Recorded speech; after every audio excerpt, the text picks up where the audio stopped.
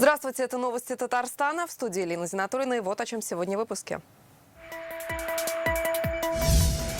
Доверчивость или незнание? Перевел почти все деньги, это 3,5 миллиона. Перестали выходить на связь, брать трубку. Криминальная эпидемия или почему жители республики все чаще отдают свои кровные незнакомцам? Разбиралась Алия Хайрудинова. Собственность, которая приносит пользу и которой нет. Доход должен приносить, а от него одни убытки. Как собираются решать проблемы, о которых заявили на коллегии Минземимущества, узнал Дмитрий Аренин. Здесь главное не победа, а участие. По достоинству будет оценен тот вклад спортсмена в свое развитие.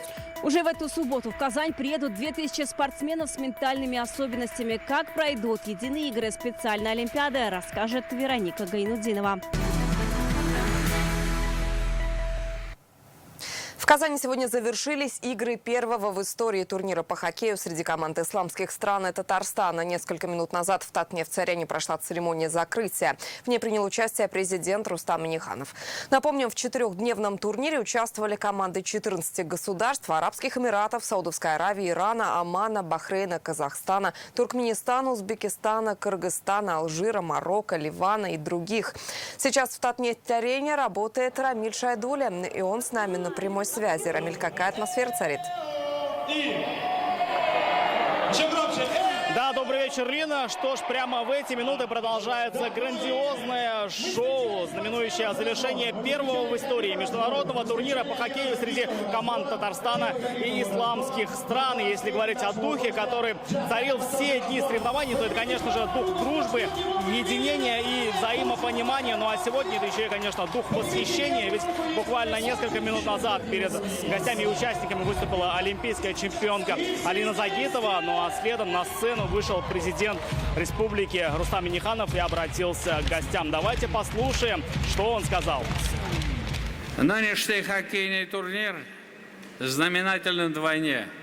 В прошлом году на государственном уровне мы отмечали исторический юбилей – 1100-летие принятия ислама в Волжской Булгарии. 11 веков назад наши предки стали неотъемлемой частью огромного мусульманского мира.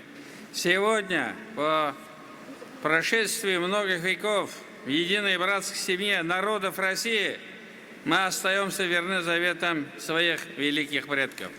Учитывая наши богатые хоккейные традиции, мы рады, что в столице Татарстана появилась еще одна спортивная площадка, которая объединяет страны Организации исламского сотрудничества. Уверен, этот турнир даст импульс к развитию хоккея в странах исламского мира, будет способствовать укреплению дружбы между странами и народами, станет еще одной яркой спортивной страницей в истории Организации исламского сотрудничества. Хотел бы поблагодарить каждого из вас, кто находится в этом спортивном зале, за то, что вы так активно принимаете участие в этом турнире, поблагодарить всех наших гостей и пожелать вам успехов, процветания и сянсаула зарахматсызга.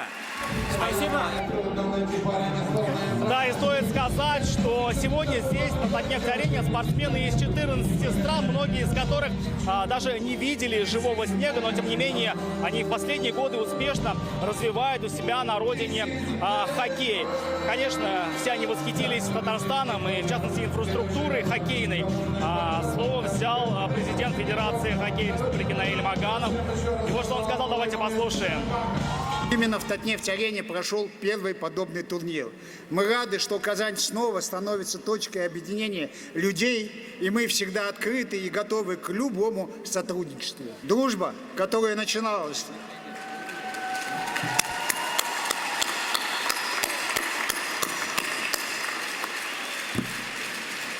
Дружба, которая началась у нас на этом турнире, она имеет огромное значение. Прямые отношения между людьми, объединенные одной целью, объединенные одними ценностями, одним видом спорта, это невероятно ценно для нас. Для нас огромная честь, что гости из 14 разных стран Азии, Ближнего Востока, Африки, с разных континентов смогли познакомиться у нас с культурой Татарстана, с культурой России, с нашими хоккейными традициями. Да, и говоря о спортивных событиях, то всем вот этим грандиозным торжествам сегодня предшествовал гала-матч турнира, где выступили лучшие хоккеисты стран-участниц. Рустам Минниханов и легенда хоккея Владислав Третьяк следили за ним на трибунах. Итоговый счет 7-7. Победила, что называется, дружба. Говоря о праздничном шоу, то открывала его сегодня финалистка шоу «Голос», победительница шоу «Голос» Дина Гарипова. Чуть позже на сцену вышел любимец молодежи Хабиб. Давайте послушаем, как он выступил. Давайте попробуем.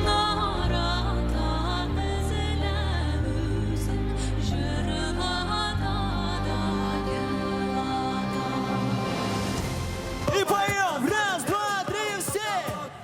Ягоду малинку, оп-оп-оп. Крутит головой, залетает лоб. Такая ты грустин, холодная как дин. Хлопает глазами, лев-прав, все вместе!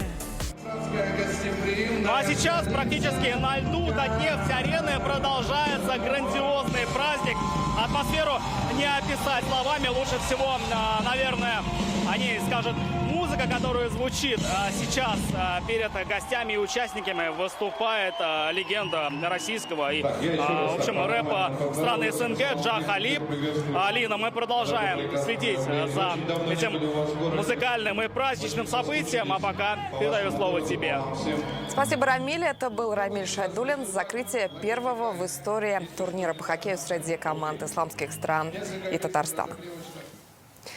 И сегодня в Казани подписали соглашение о создании Ассоциации развития хоккея исламских стран. Ее главой избран президент Федерации хоккея Татарстана и клуба «Акбарс» Наиль Маганов. Заместителями стали президент Федерации хоккея Кыргызстана Анвар Амарканов и вице-президент Федерации хоккея Арабских Эмиратов Хамиль Аль-Кубейси.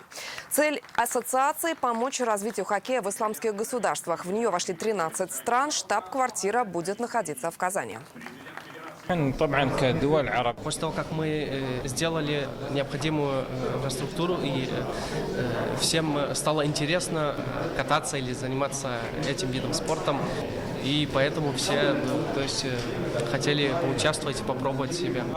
Если история хоккея России начинает 70 лет, имеет свою историю, Канады 150 лет, да, то в исламских странах порядка 10 лет, наверное, от силы. И поэтому нам есть чему поучиться у команды «Акбарс», команды Татарстана, у Татарстана. У Татарстана есть такая уже большая история развития хоккея. Международный форум «Россия. Исламский мир» в Казани станет ежегодным. Указ об этом сегодня подписал Владимир Путин. Также президент России утвердил оргкомитет форума. Его возглавит вице-премьер страны Марат Хуснуллин. Напомним, в декабре прошлого года форум получил федеральный статус. Мероприятие призвано укрепить связи России с исламскими странами. В этом году форум «Россия. Исламский мир» пройдет в Казани с 18 по 19 мая.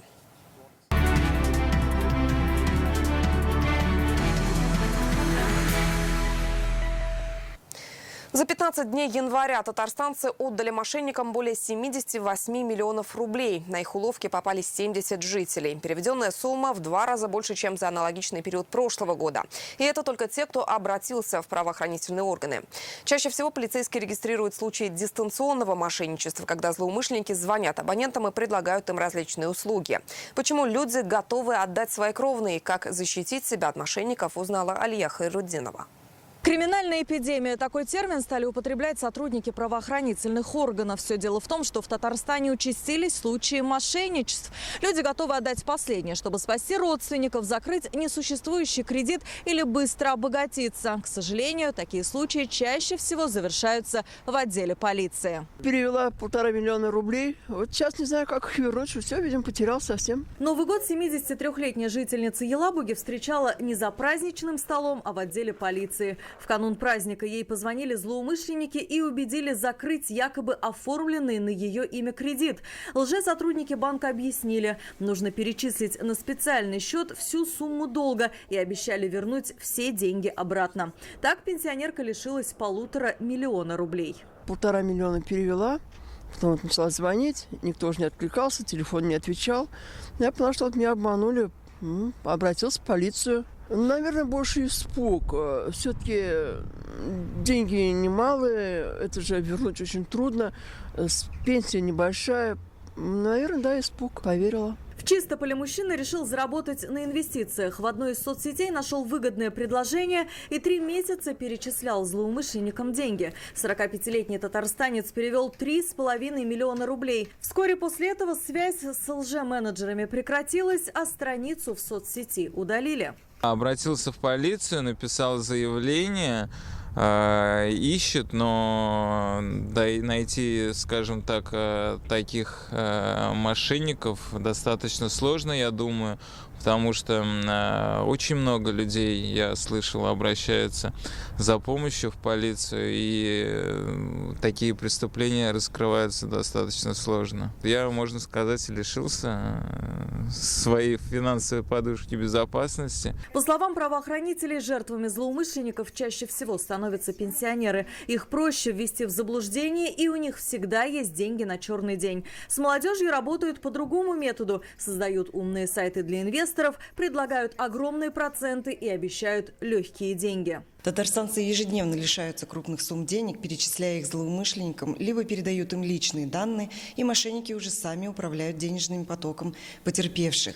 Так, например, за прошедшие сутки в отдел полиции Татарстана обратились 13 потерпевших, потерявших в общей сложности порядка 17 миллионов рублей. Правоохранители предупреждают, ни представители банка, ни сотрудники полиции не имеют права запрашивать личные данные, тем более по телефону. В случае возникновения сомнений жители просят обращаться по телефонам 02 или 112. Главное – положить трубку и самим перезвонить в банк или полицию.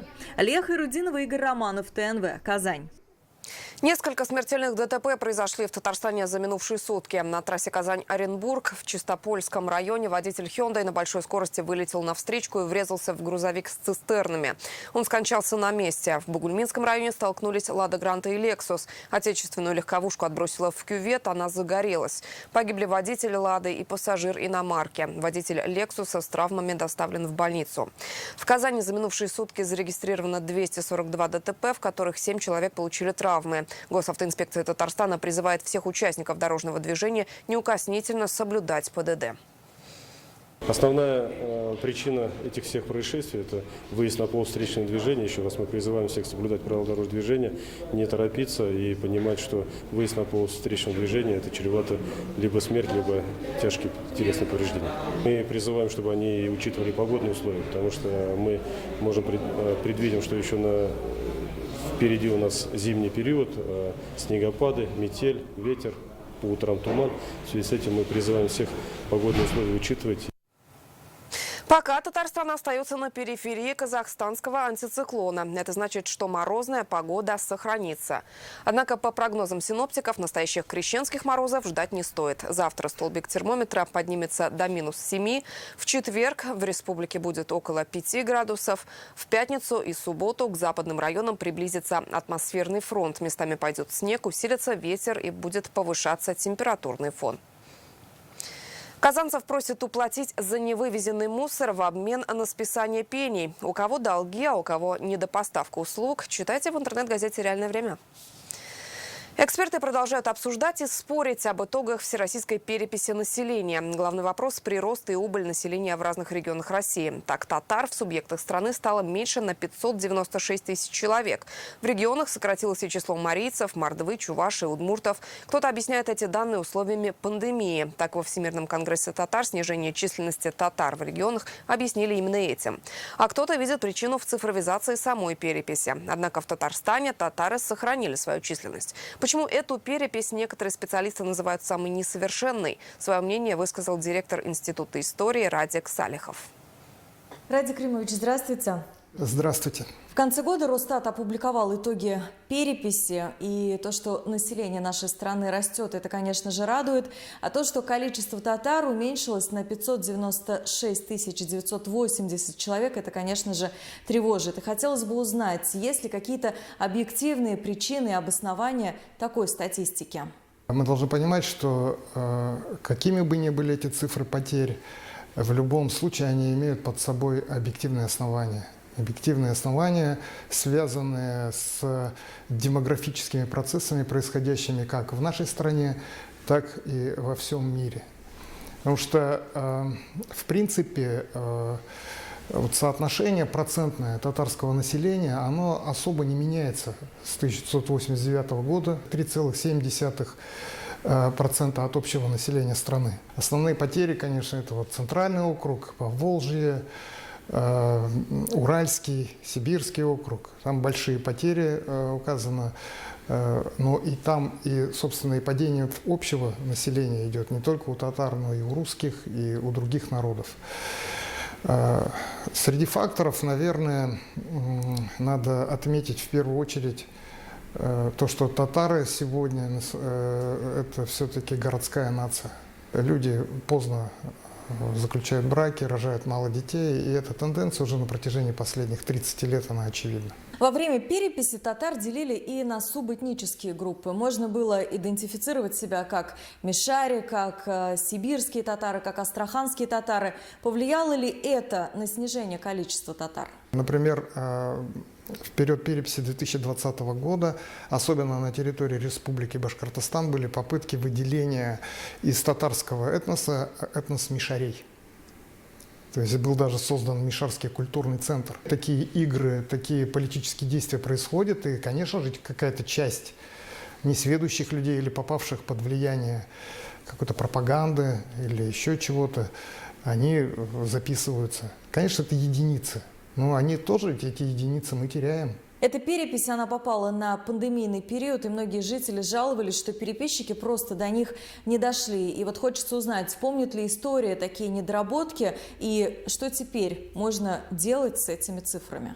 Я думаю, что эта перепись, она, наверное, войдет в историю как одна из самых несовершенных переписей населения, и этому есть, как вы сказали, и объективные факторы. Безусловно, пандемия сыграла здесь определяющую роль, настроения людей, которые боялись контакта с переписчиками. Очень многие люди в силу возраста, в силу своих знаний, кругозора не смогли воспользоваться функцией госуслуг. И надо сейчас проанализировать результаты этой переписи, учесть все те недостатки, которые были.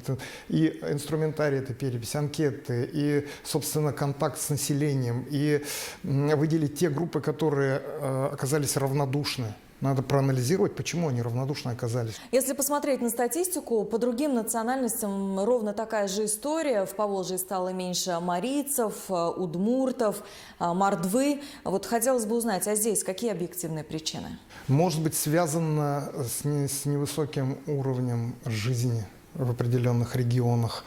Может быть, связано с большим оттоком населения из этих регионов, депрессивным характером экономики. Тут надо тоже, конечно, хорошо работать над укреплением идентичности национальной, потому что идут ассимиляционные процессы, отказ от собственной нации. Радик Римович, я вас благодарю за беседу. Спасибо. Всего доброго. Нефтедобывающая промышленность является и останется базовой отраслью экономики Татарстана. Об этом сегодня заявил Рустам Минниханов на заседании наблюдательного совета научного центра «Рациональное освоение запасов жидких углеводородов планеты». Заседание прошло на базе КФУ. В России 10 таких центров. В них разрабатывают технологии поиска, разведки и освоения залежей углеводородного сырья. Сегодня члены совета обсудили итоги деятельности республиканского центра за год. Президент отметил, технологии, разрабатываемые здесь, должны обеспечить страну запасами доступной нефти и в первую очередь найти применение в нашей республике. Деятельность республиканского центра направлена на разработку эффективных технологий поиска, разведки и освоения залежей углеводородного сырья. Они должны обеспечить страну запасами доступной нефти и газа как на новых малоизученных территориях Арктики, так и в пределах уже существующих крупных месторождений. На Татарстане мертвым грузом продолжает лежать проблема неиспользуемых сельхозземель. Таких в республике выявили более 100 тысяч гектаров. Сегодня в Казани с участием Фарида Мухаммедшина прошло заседание коллегии Минземимущества. Здесь подвели итоги минувшего года и поставили задачи на этот. Как отметили, вместе с достижениями остаются и проблемы. Какие и как их собираются решать, расскажет Дмитрий Аринин. Ну как так можно спокойно спать ложиться, если у тебя гектарами там неиспользуемые земли или заброшенные земли? Доход должен приносить, а от него одни убытки. По итогам минувшего года в Татарстане выявили более 100 тысяч гектаров сельхозземель, которые не используются. Часть из них удалось вернуть в оборот. Этот процесс должен активизироваться с принятием нового федерального закона. Внесение изменений в закон об обороте земель предусматривает возможность установления факта неиспользования земельного участка по целевому назначению в течение 3 и более лет к моменту осуществления федерального государственного надзора. Читается тяжело, но если нам приходилось до этого доказывать, значит, это в течение 3 лет, то теперь инспектор, выезжая на место и видя нарушение, если он видит, что уже деревья возрастом более 3 лет, то, соответственно, уже это будет уже основанием для дальнейшего изъятия. В минувшем году собственность республики принесла консолидированному бюджету Татарстана более 16 миллиардов рублей. Почти все средства – это доходы от аренды земли. Средств могло быть больше, но есть долги по аренде, и около 40% МУПов по-прежнему убыточны. В целях предотвращения рисков банкротства муниципалитетам необходимо детально рассматривать ежеквартальную финансовую отчетность МУП и оперативно принимать соответствующие управленческие решения. В соответствии с утвержденным планом по реформированию сохраняется 15 муниципальных предприятий. Также планируется согласование с правительством Российской Федерации, сохранение 2 государственных унитарных предприятий и 1 МУП. В минувшем году в Татарстане кадастровую оценку получили все земельные участки, их около 2 миллионов. На очереди оценка объектов капитального строительства. Практически завершена работа по установлению местоположения и внесения в ЕГРН границ Татарстана. Осталось только утвердить соглашение о границе с Кировской областью. Важная работа, крайне нужная. В конце-то концов, надо ее завершить и зафиксировать, для того, чтобы и правильное было налогообложение, чтобы взаимный интерес был соседей трудиться на той земле или на этой земле. Граница с Кировской областью, примыкающей к Кукмарам. Для дальнейшего развития горнолыжного комплекса перед Кировской областью был поставлен вопрос о передаче около 60 гектаров земли территории в границе Республики Татарстан. Непростая задача. Рустему Нургалиевичу удалось убедить соседей. Достигнуто компромиссное решение о передаче данного участка в аренду предпринимателю из Татарстана на 49 лет. Предварительно надо все это зафиксировать и соответствующим образом оформить. Фарид Мухаммедшин отметил эффективное управление земельным имуществом. Это важные условия успешного социально-экономического развития республики. Еще одна задача на будущее – завершить разработку единой информационной системы по учету и управлению имуществом Татарстана. Дмитрий Аринин, Алмаз Зейдинов, ТНВ, Казань. Сотрудники управления Росгвардии обеспечили безопасность более 400 массовых мероприятий. Итоги прошедшего года сегодня подвели и на коллегии ведомства с участием Алексея Песошина. Татарстанское управление заняло 1-е место среди территориальных управлений Приволжского округа. В ходе оперативных мероприятий задержаны 195 человек, 3 за преступления экстремистской и террористической направленности. Взрывотехники обследовали 470 объектов и обезвредили 14 взрывоопасных предметов. Подразделения вневедомственной охраны обеспечили безопасность более 15 тысяч объектов и более 34 тысяч мест проживания и хранения имущества граждан. Алексей Песошин акцентировал внимание на работе ЧОПов. Главное – обеспечение безопасности детей в школах. Росгвардейцы одними из первых приступили и к выполнению задач в рамках СВО. Вопросы обеспечения безопасности населения всегда были, есть и будут приоритетными. Здесь надо отметить, что подразделения управления Росгвардии по Республике Татарстан оказали профессиональную пригодность и выучку. Сегодня сотрудники Росгвардии также достойно выполняют поставленные задачи в условиях проведения специальной военной операции. Сегодня в ГИБДД подвели итоги республиканского журналистского конкурса «Доверие и безопасность». Он юбилейный, 20-й. Как здесь отметили, за последние 10 лет смертность на дорогах республики снизилась в 3 раза. В этом есть и заслуга журналистов, подчеркнул руководитель госавтоинспекции. В своих репортажах, программах и статьях они напоминают о ПДД, рассказывают о нововведениях на дорогах и страшных последствиях нарушения правил. В 9 номинациях отметили больше полусотни сотрудников печатных изданий, телеканалов и радиостанций. И когда буквально 8-9 лет тому назад на наших дорогах погибало от 900 человек и больше. Около 9-10 лет тому назад. А в этом году 300 небольшим. Это тоже много. Но задумайтесь в эти цифры. И в этом ваша большая заслуга. Действительно, ваше перо, ваше слово, оно доходит, и наши граждане, не каждого же накажешь. А каждый может посмотреть, и каждый сделать какие-то выводы. Если вы помните, была эпопея с затемненными стеклами. Мы их победили. Потом была эпопея детские кресла. Мы ее победили. Потом был скоростной режим.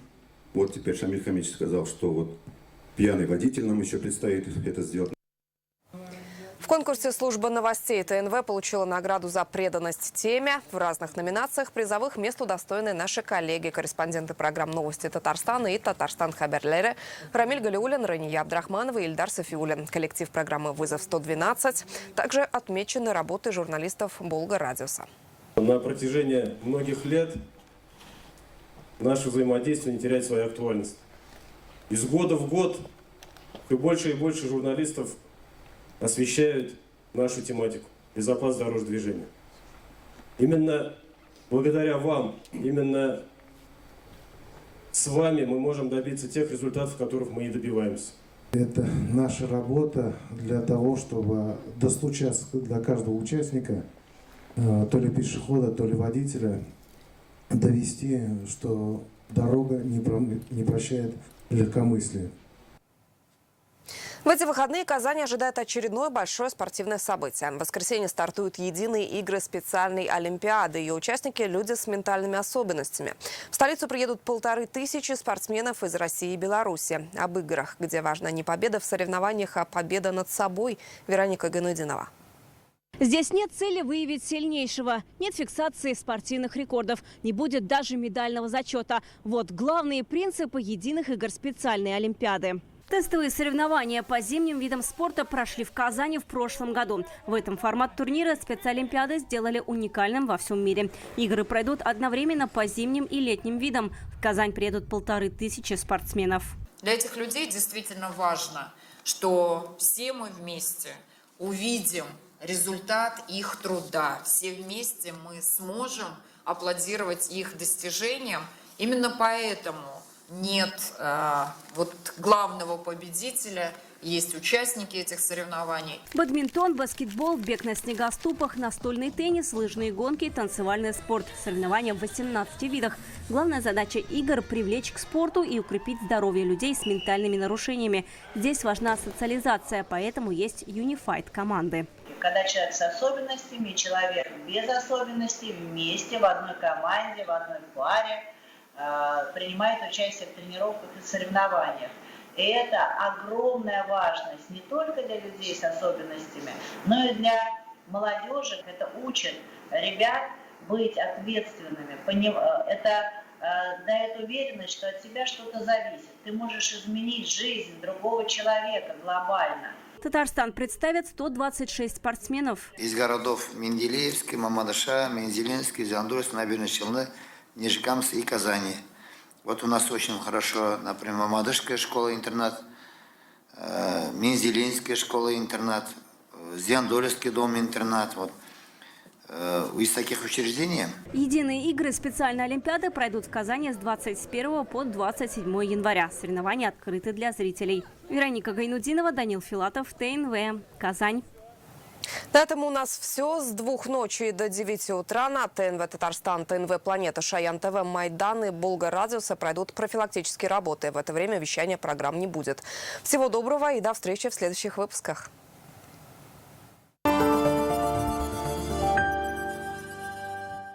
Добро пожаловать на борт премиальных внедорожников Exit. Только в январе с преимуществом до 1 миллиона рублей. Пройдите тест-драйв в Exit-центре РРТ на Чуйкова 54Б. Подробности по телефону 207 2080. Exceed. Born for more. Здравур несушка. Куры яйцами завалили. Купил кэшбэк. Купил кэшбэк. С дебетовой карты МИР Акбарсбанка и с кэшбэком 10% на все этот процесс никогда не остановится. Установите приложение Акбарс онлайн и оформите бесплатную карту. Йөрелгән автомобильләр сатучы яңа автосалон Казанда. Леон Авто. Дөньяның күренекле һәм затлы автомобильләр брендлары. Тикшерелгән, сыналган, диагностика ясалган. Утырдың да киттең. Казандагы телефон 214 14 14. Леон Авто.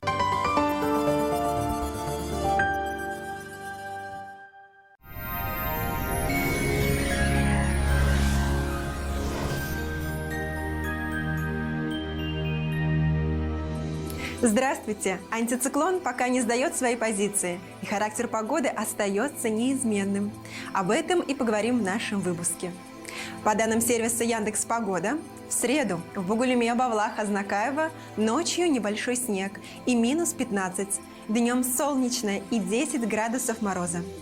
Без осадков и умеренно морозно в набережных Челнах, Нижнекамске, Елабуге.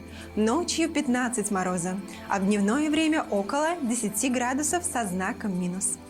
В Агрызе, Менделеевске, Актаныше ночью местами осадки и минус 16 градусов. Днем минус 10 мороза с небольшим понижением к вечеру. В Арске, Кукмаре, Балтаси сохраняется облачная погода без осадков. В ночное время до минус 13 градусов, а днем ожидается около 10 градусов со знаком минус. В Болгаре, Дрожжаном, Буинске вероятность осадков минимальная. Ночью до 12 мороза, а днем около 9 градусов ниже 0. Облачно с прояснениями в Альметьевске, Чистополе и Мамадыше. В ночное время местами осадки и до 16 мороза, а днем чуть выглянет солнце, и температура составит 9 градусов со знаком минус. В четверг прояснится, днем солнце будет радовать своим светом, а температура станет выше. Санчи – сокровище китайской медицины, дает энергию, укрепляет иммунитет, нормализует сон, способствует устранению головных болей и хронической усталости. Санчи – источник энергии и долголетия. 20 января во всех аптеках Farmland на Санчи 20% скидка. Телефон для справок 8 927 236 71 75. Сайт sanchi.rf. В Казани переменная облачность, осадки не ожидаются. В ночное время и днем ожидается 11 градусов со знаком минус. К вечеру до минус 13. Ветер юго-восточный умеренный до сильного. Атмосферное давление повышенное 770 миллиметров ртутного столба.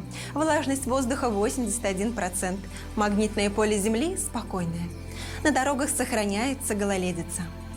В студии была Диана Асгар, и я желаю, чтобы бесконечная кротость, великодушная красота озаряла вас, как теплый свет солнца. До новых встреч!